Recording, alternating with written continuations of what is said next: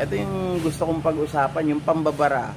Itong si Attorney Claire, mga kababayan, kay Sara Duterte. Nakita naman natin, itong si Sara Duterte, talagang grabe po yung paninira niya tungkol dun sa 20 pesos na bigas. Pero nakatikim po siya na choke itong si Sara Duterte, kaya nakatikim ng malutong na tirada kay Yusek Claire Castro. Oy, ito pakinggan natin mga kababayan.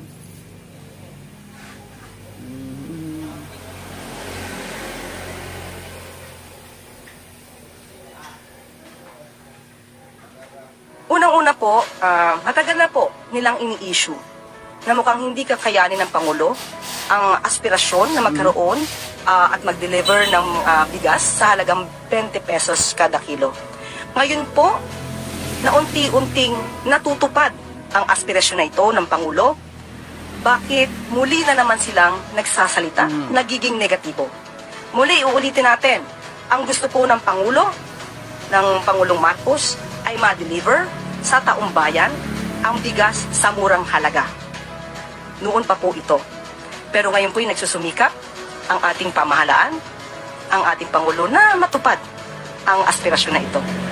Sana po sa mga leader, ang tunay na leader at tunay na Pilipino ay dapat sumusuporta sa kapwa Pilipino, lalong-lalo na sa pinuno ng bansa. Huwag sanang pairalin ang crab mentality at huwag maging anay sa lipunan.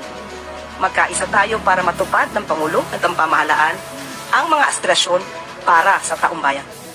Naku po, sapol na sapol mga kababayan, itong si Sara Duterte, ano? Kasi binanggit po nitong si Sara na itong 20 pesos na bigas daw ay para lamang sa mga hayop, di ba? Kasi ang pinapalabas nila, meron atang isang video na parang yung bigas ay hindi makain, mga kababayan, para daw ito ay pagkaing baboy, no? Pero yun ay hindi po totoo kasi nakita natin yung quality ng bigas na ibinibenta.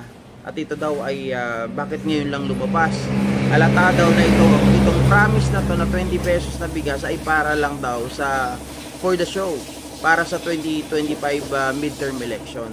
Which is, mga kababayan, I don't know kung bakit yung mga tao, yung mga leader natin like Sara Duterte is noong una, di ba sila naman katulad niya, isa rin siya sa mga kasama ni PBBM sa unit team dati, di ba? Isa sila sa mga nagsabi na gusto nilang abutin ang 20 pesos na bigas, di ba, per kilo.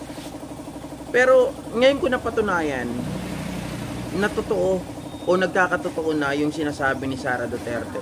Uy, JP, kinakampihan mo si Sara Duterte? No, hindi ko siya kinakampihan. Ang sinasabi ko dito, may statement kasi itong si Sara Duterte, mga kababayan, na kung saan sinasabi niya, gagawin niya ang lahat. Anong lahat? Gagawin niya ang lahat na sirain ang gobyernong ito. Wala siyang pakialam kung totoo or hindi. Mga kababayan, yung kanyang mga sasabihin na paninira sa administrasyon, basta ang kanya masira ito, wala siyang pakialam. Diba? Yan ang sinabi ni Sara Duterte. Ngayon,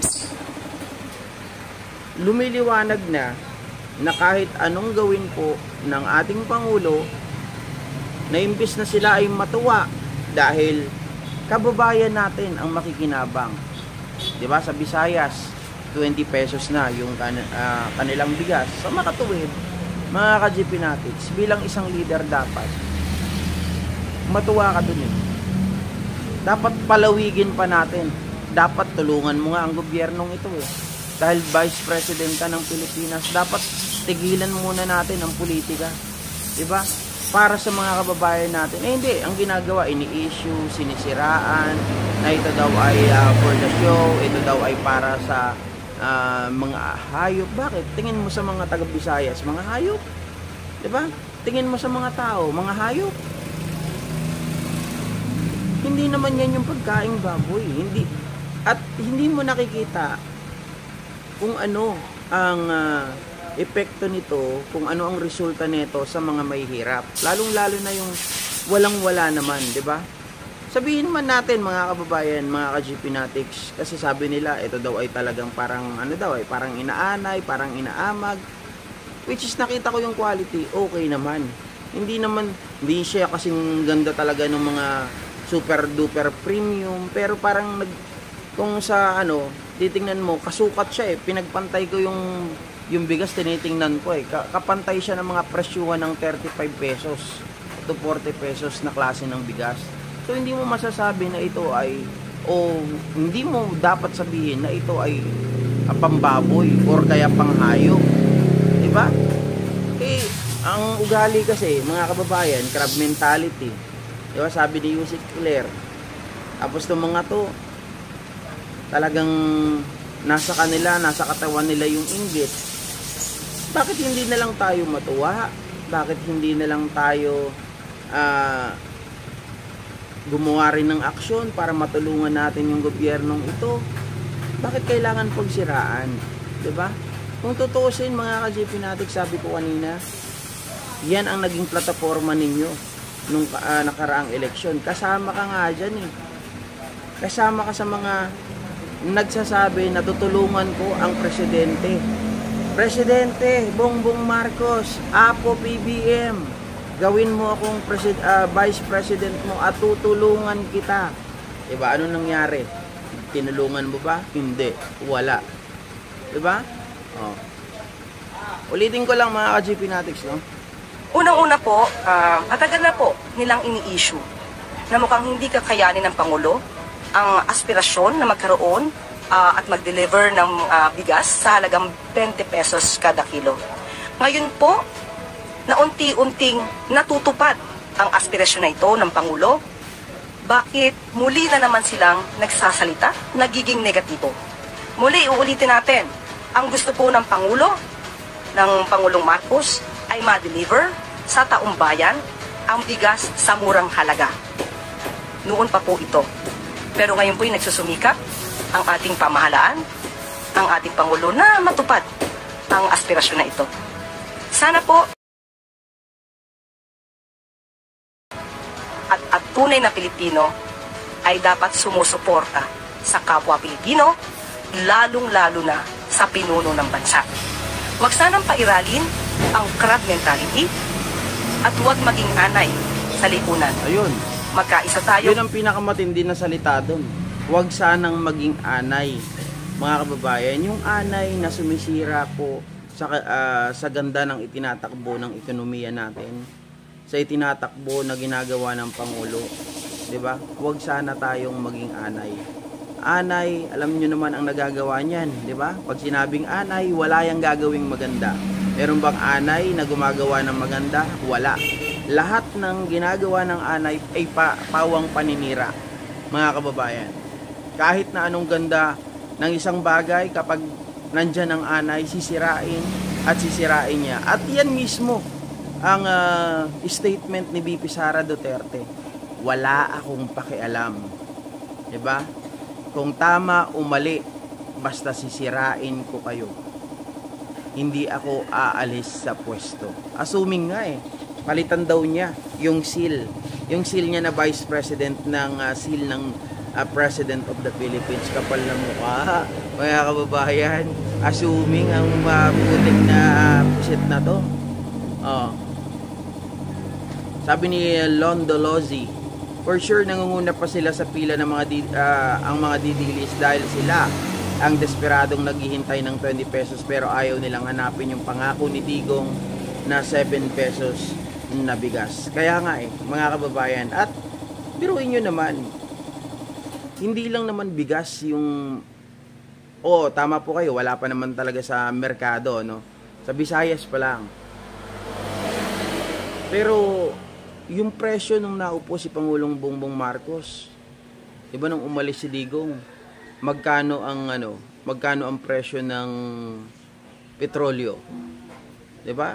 Kami dati, pag nagpapagasolina, maabot ng 97 per liter. Pero ngayon, nakita nyo naman, 47. Kalahati yung ibinawas. Ano pa, mga kababayan, yung kilo ng ng sili dati umabot ng 1,000 sa panahon ni Digong Duterte. Pero ngayon, hindi na ganoon. 'Di ba? Mahal pa rin pero hindi na ganoon ang presyuhan ng sili.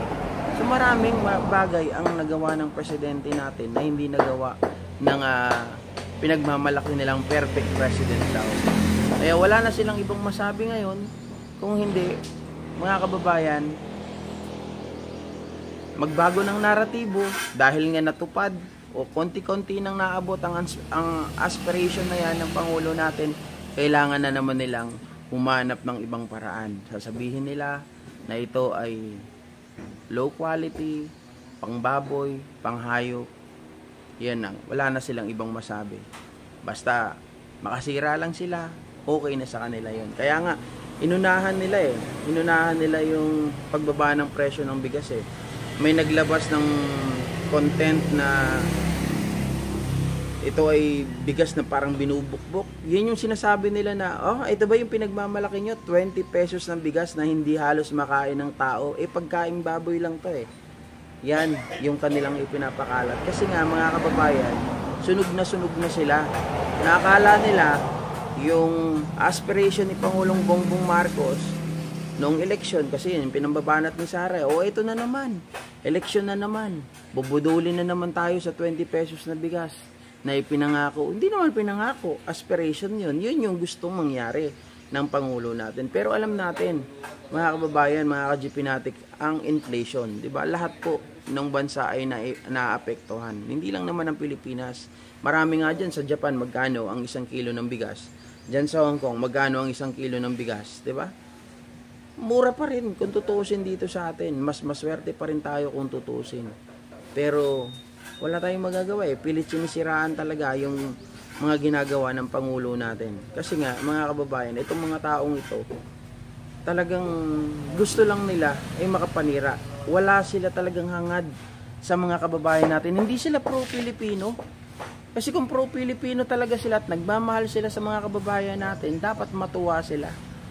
Ang sagot lang dapat doon nakita nila na meron ng mga pababa na yung presyo ng bigas, dapat humalakhak nga sila. Yun ang tunay na dapat hinahalakhakan. Yun ang pinapalakpakan at hinahalakhakan, mga kababayan. Hindi yung nandyan na, sisirain mo pa. Hindi na. Sabi ni Erlinda Lopez, hindi na nahiyayang si Sara. Puro na lang panira. Di na nga nagtatrabaho, pinapasweldohan natin. May saltik yata si Sara. Kurik kayo dyan, mga ka-GPnatics. Diba? Nagtataka nga tayo sa survey. Bakit yung survey? Ang taas-taas ng survey niya. Hindi naman nagtatrabaho. Diba? Ano to? Binayaran nyo yung survey company para tumaas kayo. Hindi naman kayo nagtatrabaho tapos ang taas ng survey nyo. Wala naman kayong ginagawa. Diba? Sabi ni Ma'am Leticia, mahal ang bigas dito sa Hong Kong kasi import lahat. Walang magbubukid kasi dito, guys. Yun. Ayan, mga kababayan, isa pa yan. Speaking of bigas, diba? Balikan natin yung bigas ng panahon ni Digong, yung rice tarification law na ginawa na itong si Cynthia Villar na in-implement naman itong si Digong Duterte. Na ang kanyang DA dati ay itong si Manny Piñol, mga kababayan, na bumabanat ngayon sa gobyerno. Diba? Gusto pa nga gawin na legal ang smuggling. Parang timang. Diba? Illegal, gustong gawing legal. Ewan ko ba para matwist lang nila? Sino ka para magsalita, mga kababayan? Diba? Itong si Manny Piñol, nung nakaraan, nabubuisit ako dyan, hindi ko lang talaga makontent eh. Kahit gusto ko, naglo-loading yung live natin. Sabi ko ganun. Itong mga walang hiya na to, pinipilit, hinahanap yung 20 pesos na kilo ng bigas. Tapos samantalang sa kanila, yung panahon nila, halos umabot ng 87 ang kilo ng bigas ng panahon na yon. They even tried, mga kababayan, na maging legal yung smuggling. Smuggling ng bigas.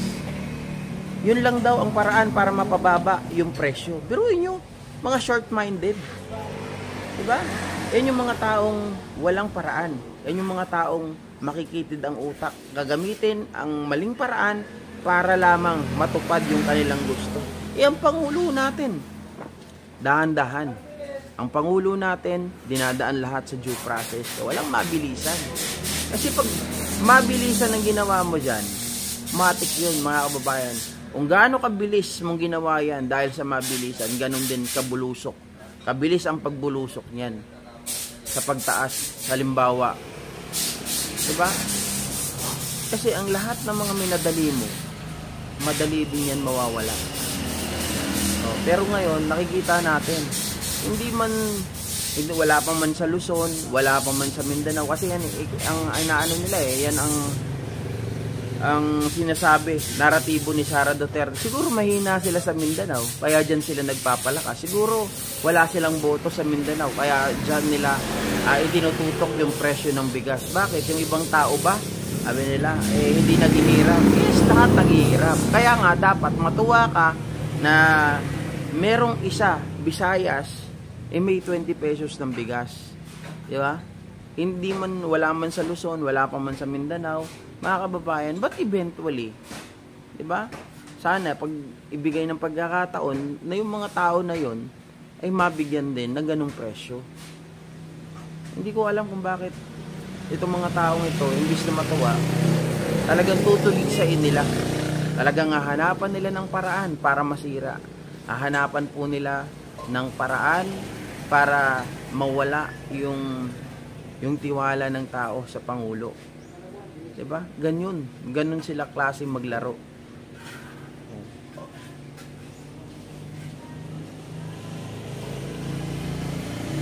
Hi Ma'am Aurelia Dena Shiro, shoutout sa'yo Oh. Isa pa yan, Londolozi. Solusyon ni Digong para magkapera, pasugalan. Diba? Yung Pogo, mga ka-GP. Oh. Ang pogi pala ni GP kapag walang filter. Walang hiya ka, Shiro. Oh. Ito naman, pag-usapan natin mga kababayan. Dami nating ano pa ba? Actually, baliktad yung topic ko, no? Dapat tinapik ko muna yung bigas